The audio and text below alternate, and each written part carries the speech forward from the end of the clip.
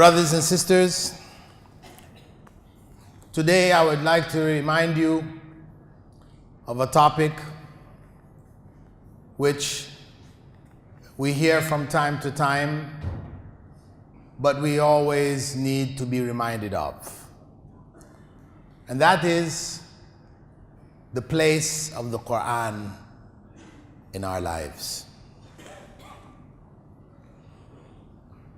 As it is the speech of Allah, it is the word of Allah, in a way that no other book can claim it is the word of Allah. And all of the deen based on the sunnah of Prophet Muhammad sallallahu alaihi wasallam is derived from the Quran. So the Quran is the spring from which the river flows. The Quran is the base, the foundation from which the structure of Islam is built. Therefore, the Quran should occupy a primary place in our daily lives. As Muslims, this is a necessity. However, we find that the Quran, instead of being that book of guidance which it describes itself as, saying, ذَلِكَ الْكِتَابُ لَا رَيْبَ فِيهِ هُدًى لِلْمُتَّقِينَ. This is the book in which there is no doubt guidance for those who fear Allah. So on one hand, if we are not extracting guidance from the Quran, it means that we are not of the muttaqeen. We are not of those who truly fear Allah. Instead, we are of those who practice Islam culturally, ritualistically, traditionally. We do as our parents did, as our relatives, our neighborhood, our community, the people of our country do. We do as they do. And that is the extent of our Islam, fulfilling the ritual obligations to whatever degree we manage to fulfill it. But that is not the Islam which will save us from the hellfire. That is no different from Christianity, Hinduism, or any of the other traditionally practiced religions,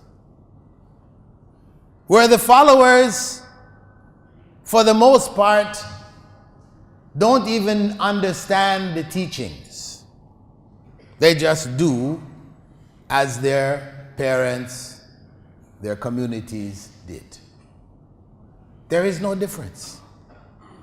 Because if that Islam, the ritual Islam, was the one which would save us, then we would have to say that God is not fair. Allah, God, is not fair. Because who chose the families that we were born in? Did we choose? We were born in Muslim families. Muslim communities, but we could have been born in Christian, Hindu, Confucianist communities. So if this is not our choice, and Allah just put us in the Muslim family, and the Muslim ritual is sufficient to carry us to paradise, then we say, it's not fair. It's not fair that the Hindu would be born in the Hindu family and go to hell, and the Christian and the Taoist or any other of the existing religions, if they follow the ritual as we follow a ritual, where is the fairness here? But Allah has clearly said, وَلَا يَظْلِمُ رَبُّكَ أَحَدًا, and your Lord will not be unfair to anyone. Allah is just. So, this means that we have to reconsider this Islam that we are practicing. This ritual, no different in concept from the ritual of the Christians and the Hindus and the others. Where do we start to fix it, to make it right, to make a difference between true Islam and cultural Islam? The starting point, as the Prophet ﷺ used to say in his speeches, he would begin it after praising Allah, etc., saying, Inna asdaq al-hadithi kitabullah. The most truthful form of speech is the book of Allah. He would always begin with that reminder. So this is where we need to begin.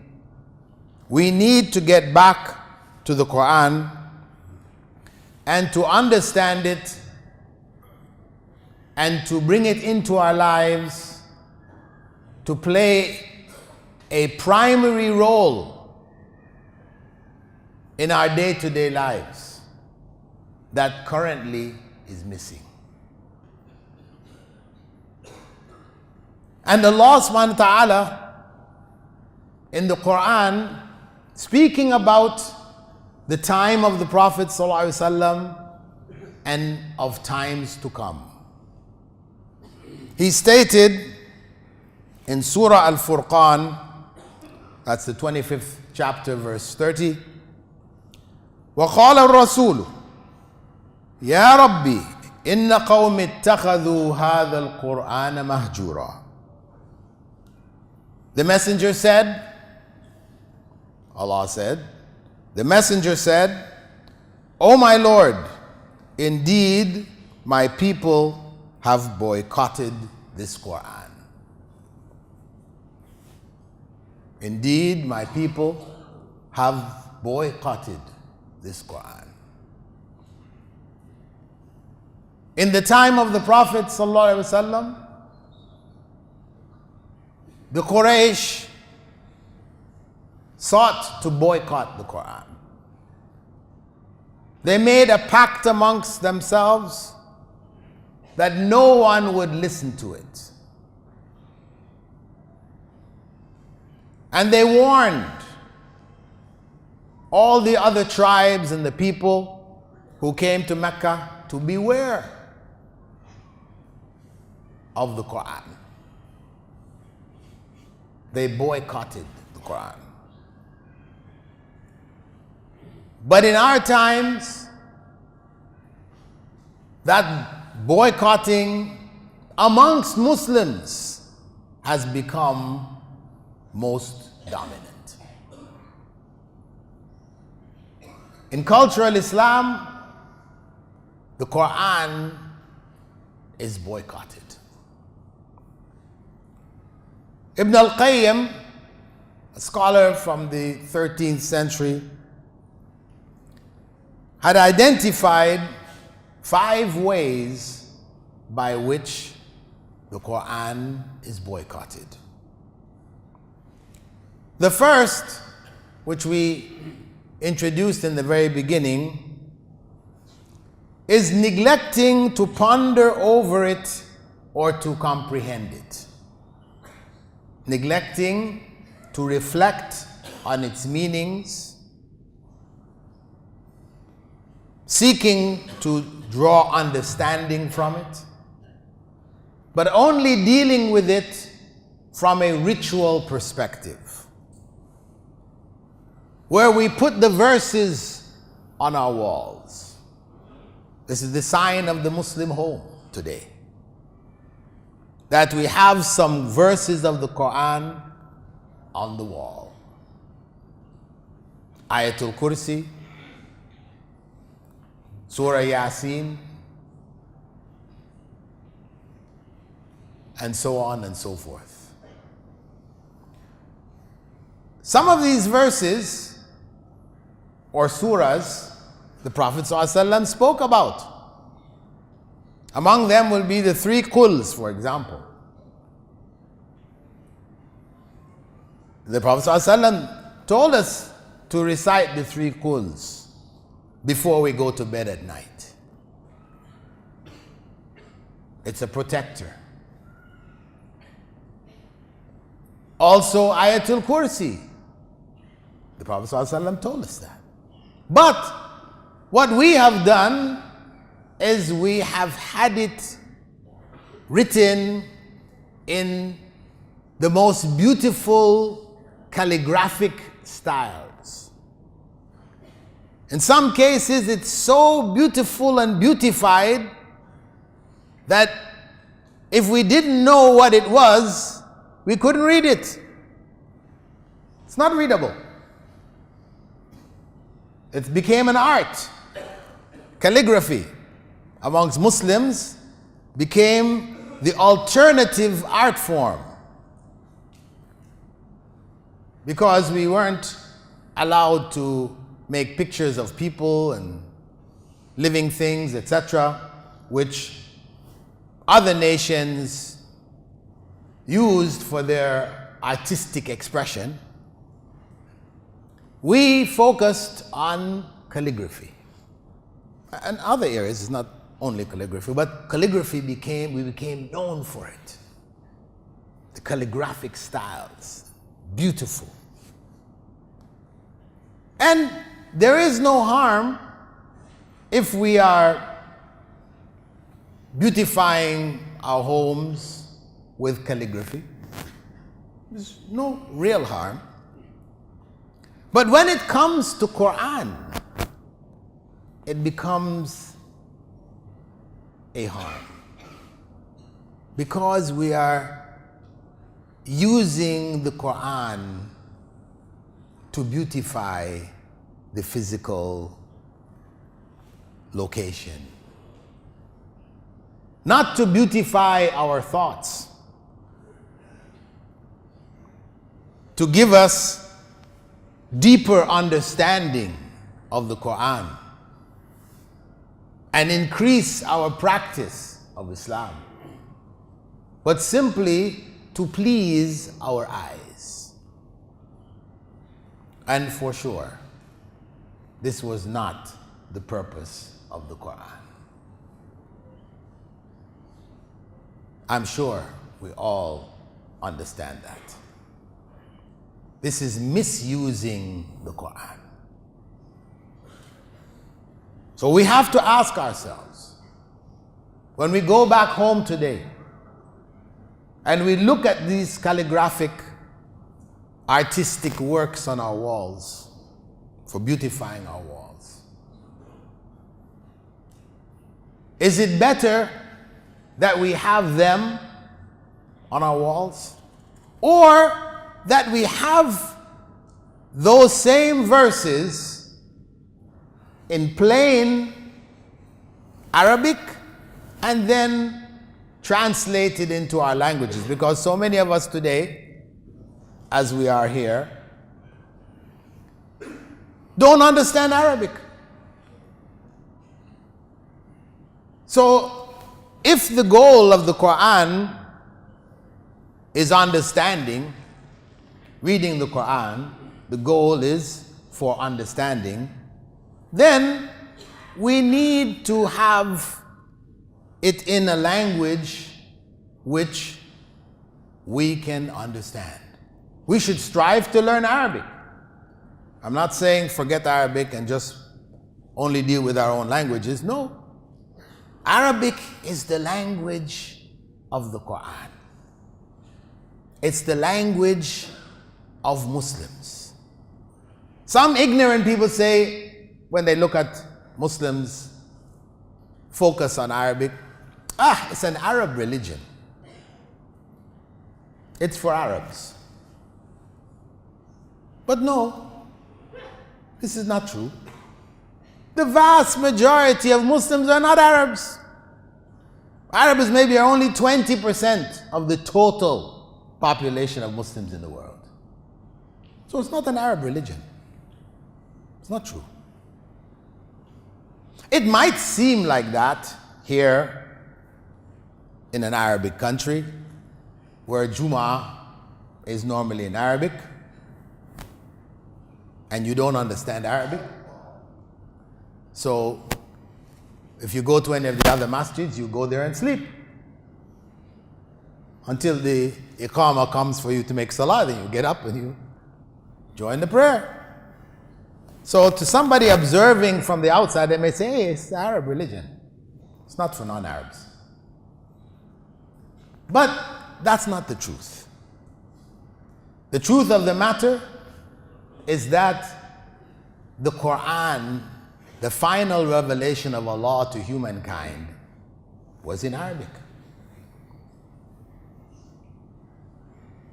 It was a language which Allah chose,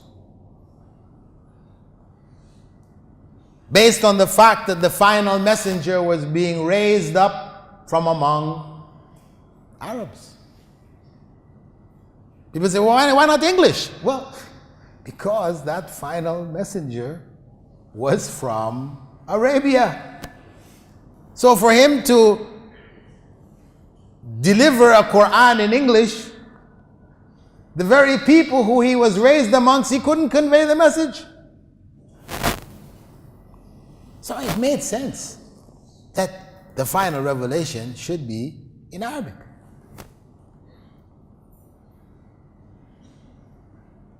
And Arabic is the unifying language of Muslims. Salaam alaikum. We all know it. That is our greeting wherever we are, whatever language. Jesus used to greet his followers, Shalom Aleichem.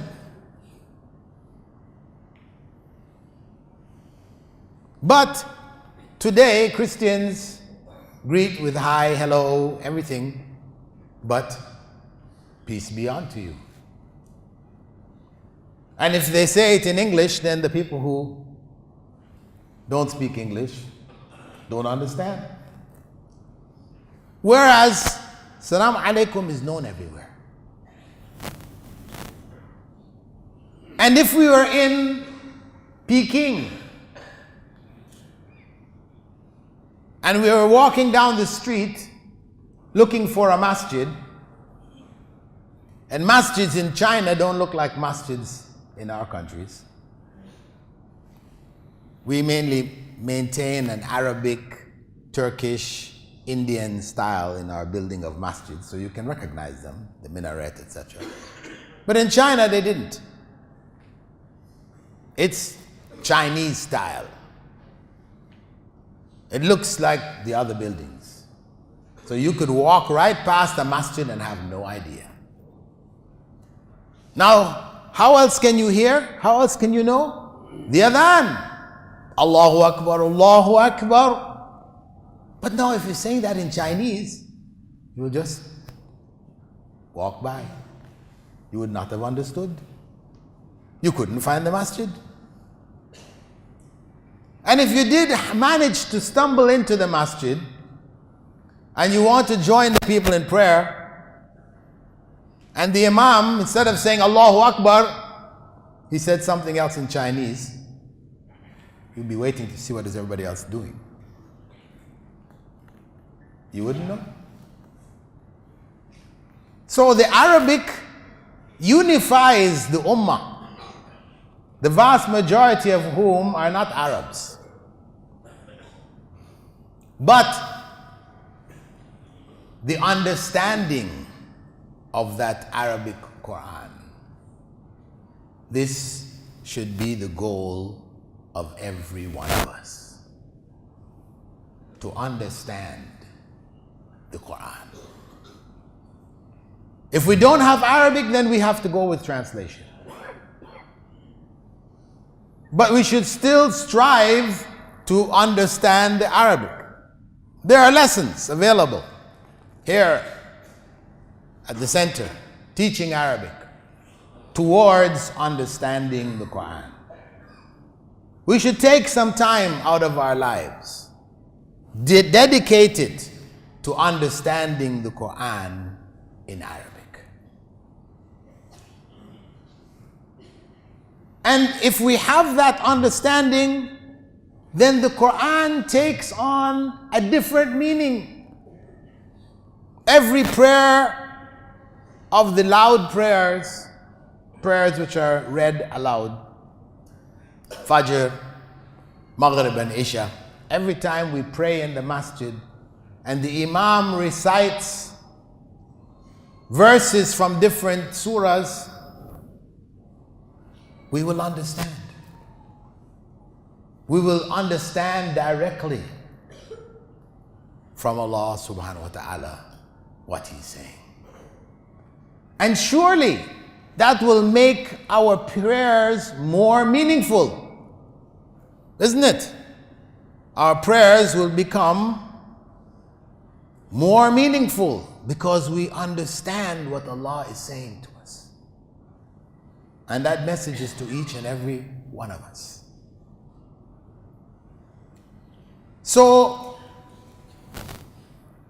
learning Arabic is something that each and every one of us, especially of us here in this country, where Arabic classes are available. Back home in our own countries, maybe it's much more difficult to find classes to learn Arabic. Much more difficult. But here, Allah has made it easy for us. For us to neglect these opportunities. Here, we're here for Jum'ah. But this center is here for teaching Islam. There are Arabic classes going on daily during the week.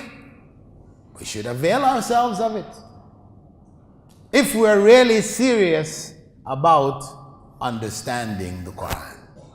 Otherwise, as we said in that beautiful picture we have on the wall, we have Arabic which we can clearly read, and then the meaning in our local languages that we can reflect on. So it can stand as a reminder. Now, I'm not telling you to go out and put this on your wall, because it's not from the Sunnah.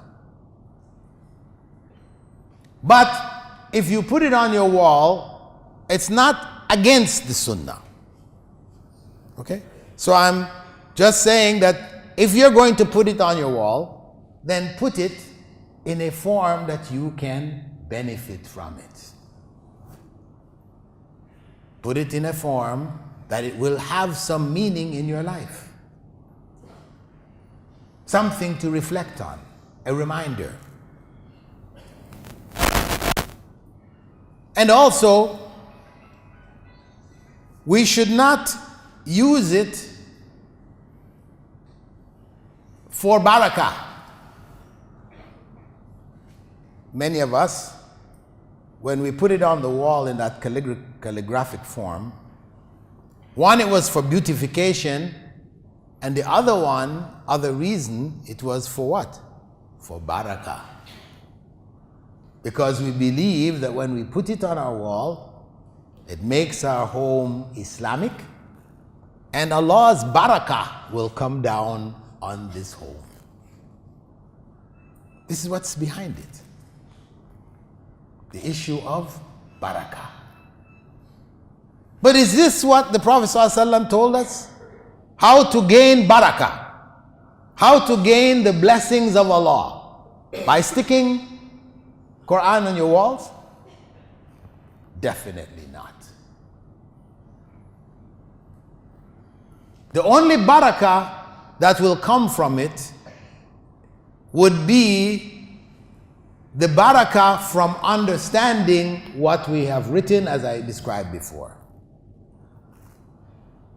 There's where the barakah or blessing will come. We see the verse, it's a reminder to us, it's in our language, we have understood it, there is the barakah. But otherwise, as we use it for barakah, this is not pleasing to Allah. Similarly, as I've traveled around the Muslim world, everywhere I would go, there is a conference or a lecture, an event, Islamic. Always they will bring somebody to recite some verses from the Quran. Why? Barakah. It wasn't the practice of Prophet Muhammad ﷺ. Whenever he and the Sahaba would give presentations, that they had Quranic recitation before and then they went and did it. No, it's not from the Sunnah. It's become the Sunnah of the Muslim nations today.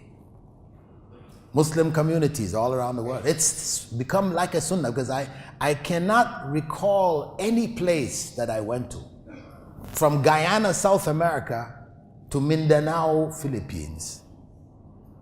I don't remember any place that we didn't begin any lecture or event without that. So it's become the Sunnah, becomes a Sunnah, our Sunnah for barakah. So what I used to tell the various communities when I went, I said, at least, first let me tell you, this is not from the Sunnah. But if you are so much in the habit of it and you feel you have to do it, people will think there's something wrong if you didn't do it. Look at them. You know, fingers will be pointed out. They begin their events without Quran. So it becomes a big thing. Could be harmful. So you may be forced to do it just to not create a bad impression of yourself, your movement, your effort, your organization, etc. So I say to them, at least after reading those verses, and point one, that the verses should be relevant to the occasion.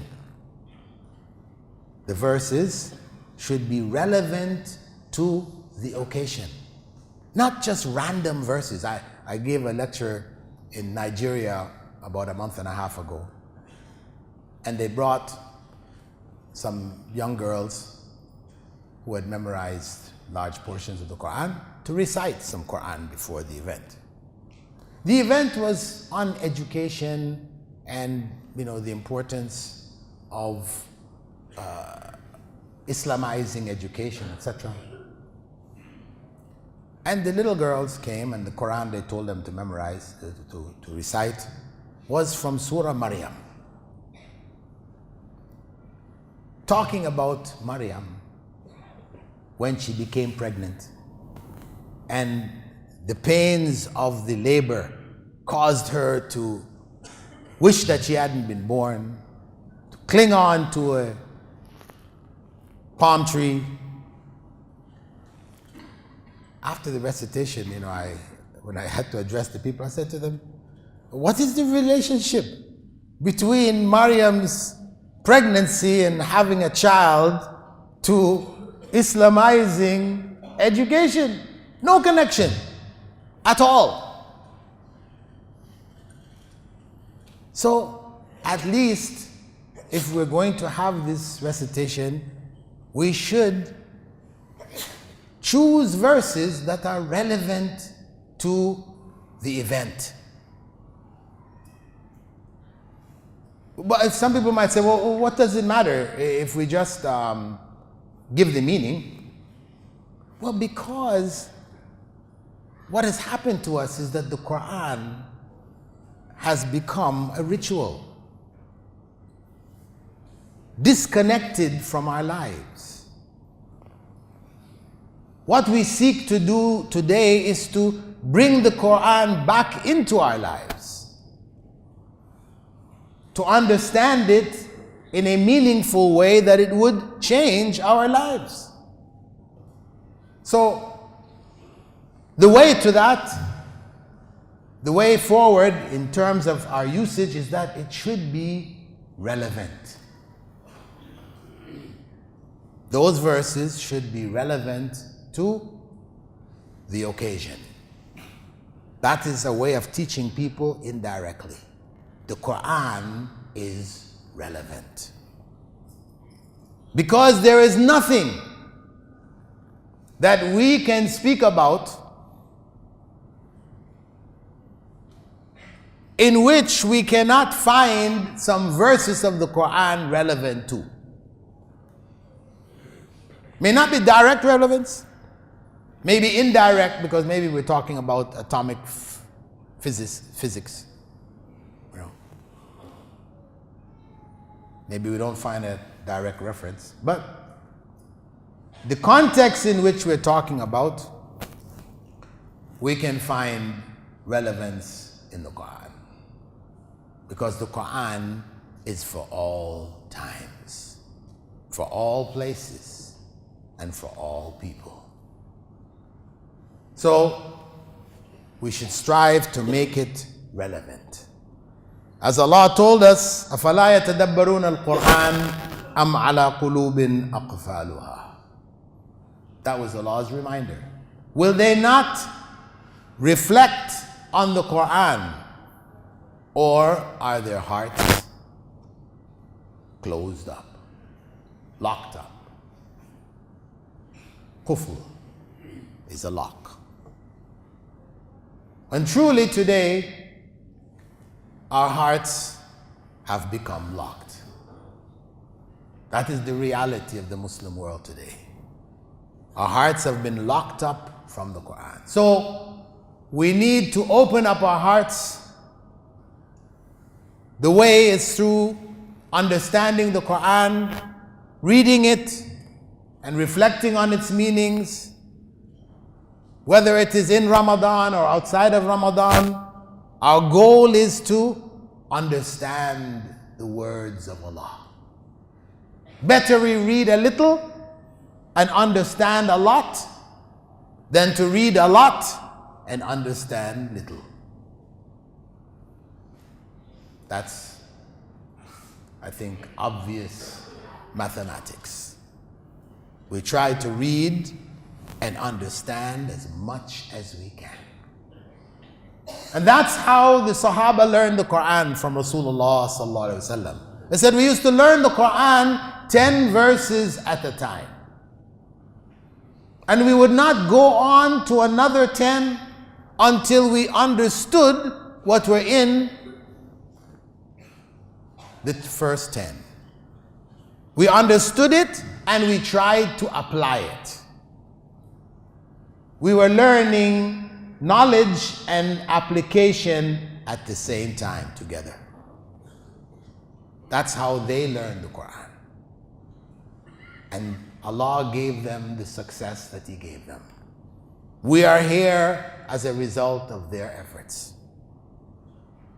Inshallah, we can get back to understanding the Quran as they did and be able to affect and benefit the generations to come. As I mentioned, Ibn al-Qayyim had mentioned 5 principles. There is not enough time for me to go into all of them. But I will just briefly run over the other 4 points that Ibn al-Qayyim had mentioned. One is judging by it. Judging by the Quran. When we don't judge by the Quran, we have boycotted the Quran. So in the various situations that we find ourselves today, whether it is the boycott going on now, this boycott should be according to the Quran. Does the Quran justify, support such a boycott? No, then it shouldn't be. That is the way that we are supposed to deal with our affairs. We have differences amongst us, as Allah said, فَإِن تَنَزَّعْتُمْ فِي شَيْءٍ فَرُدُّوهُ إِلَى اللَّهِ وَالرَّسُولِ. If you disagree about anything, then take it back to Allah and His Messenger. Taking it back to Allah means not that we sit and make dua. Well, you can make dua, that's good too. But that we take it back to the Quran. We use the Quran to judge in our affairs, the right and the wrong. And the third point mentioned by Ibn al-Qayyim was that we boycott the Quran by ceasing to act on its message. As Allah said in Surah Ghafir, وَقَالَ رَبُّكُمْ أُدْعُونِي أَسْتَجِبْ لَكُمْ. And He said, this is the Prophet ﷺ, and Allah said, call on me and I will answer you. Today, so much of the Muslim world calls on other than Allah. Whether they be imams or saints or whatever, angels. We have people, Muslims in different parts of the world calling on other than Allah. We're not acting according to the message of the Quran. And we make excuses that, no, we're making dua. But the Prophet ﷺ said, ad-dua huwa al-ibadah. Dua is worship. Yes. If you call on a saint to help you, you are worshiping that saint. The fourth point was by refusing to listen to it. As the Quraysh didn't listen in the past, today we don't listen in other ways. We will have Quran playing in the house. We'll have it playing in our cars. We have it playing in many different places. But the Quran has become background music. Just like the non-Muslims, they will have their favorite singers, whatever. They'll have that stuff playing in the background all the time, everywhere you go. Well, we have it playing in the background also. And we're not listening to it.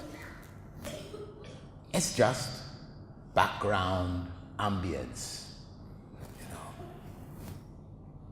And this is boycotting the Quran. People might say, well, but it's not a good thing in your car to have Quran playing instead of music? Yeah, it is. But it's still not what it should be. Because before, when you used to listen to music, that's how you used to use it. Now you're using Quran in the same way. That maybe a step up, it's better than the music, but it's still not where it should be. Better you have that Quran, Arabic, with translation in your language again, so that it takes on more benefit, more meaning. And the fifth point is that we don't avail ourselves of its curative powers. Now, Allah describes the Quran in Surah Fussilat, verse 44. قُلْ هُوَ لِلَّذِينَ آمَنُوا هُدًى وَشِفَاءً. Say, it is for those who believe, the Quran, for those who believe, is guidance and a cure. Guidance and a cure. And there are a number of verses. وَنُنَزِّلُ مِنَ الْقُرْآنِ مَا هُوَ شِفَاءٌ وَرَحْمَةٌ لِلْمُؤْمِنِينَ. And I reveal from the Quran what is a cure, mercy, and mercy for the believers. So this cure, this idea of the Quran being a cure, is found in a number of different places in the Quran. However, when we look at all the verses, we see a clarification as to what was intended. When Allah said, وَشِفَاءٌ لِمَا فِي الصُّدُورِ, and a cure for what is in the hearts. It is a spiritual cure. It's not like the drugs that we get from a drugstore. You go to the pharmacy, you have a sickness, the pharmacist gives you certain medicine, you take it, you drink it, and you get cured. Now we do have Muslims doing similar things. You have a sickness, you come to the Sheikh or the Maulvi or the Maulana, and he writes in saffron on a dish some verses from the Quran, he pours water on it and gives it to you, drink it. And we drink it. But we have to say, where did this come from? Is that what the Quran is speaking about?